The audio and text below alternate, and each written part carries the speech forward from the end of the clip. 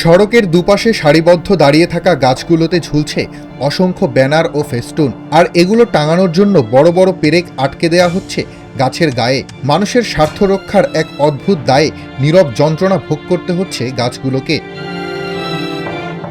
মানব সভ্যতার ইতিহাস মূলত প্রকৃতিকে নিয়ন্ত্রণ করার ইতিহাস। জঙ্গল সাফ করে বসতি গড়া, কৃষিজমি তৈরি, সবকিছুই হয়েছে মানুষের ইচ্ছে অনুযায়ী। সময় যত গড়িয়েছে সেই নিয়ন্ত্রণের মাত্রা আরও বেপরোয়া হয়েছে। বিভিন্ন কোচিং সেন্টার, প্রাইভেট প্রতিষ্ঠান সহ নানা ধরনের প্রচারণার জন্য বছরের পর বছর ধরে এভাবেই গাছকে ব্যবহার করা হচ্ছে। পেরেকবিদ্ধ গাছকে যেন নীরবে বহন করতে হচ্ছে যন্ত্রণাময় ক্ষত। মুনাফার লোভে মানুষ হয়তো ভুলেই যাচ্ছে গাছেরও প্রাণ আছে।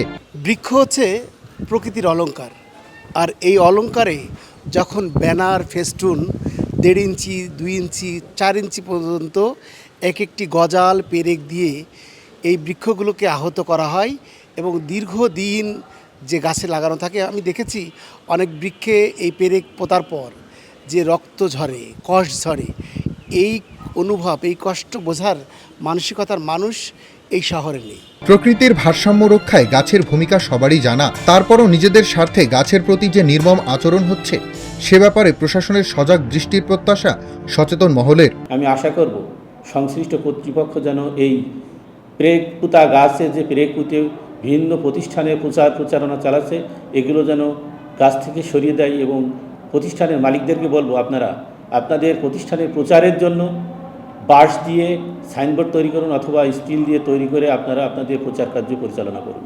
আমি আরও আশা করব এই গাছ সংশ্লিষ্ট ঊর্ধ্বতন যে সমস্ত কর্তৃপক্ষ আছেন, বন বিভাগ সহ জেলা পরিষদ, জেলা প্রশাসক দৃষ্টি আকর্ষণ করছি, আপনারা বিষয়টি অবশ্যই দেখবেন এবং প্রয়োজনীয় ব্যবস্থা গ্রহণ করবেন। বন ও বৃক্ষ সংরক্ষণ আইন 2026-এ বলা আছে, বাণিজ্যিক উৎপাদন ব্যতীত অন্য কোনো উদ্দেশ্যে পেরেক বা ধাতব বস্তুর মাধ্যমে বৃক্ষের ক্ষতি সাধন করা যাবে না। বিধান লঙ্ঘন হলে 20,000 টাকা অর্থদণ্ড দিতে পারবেন আদালত।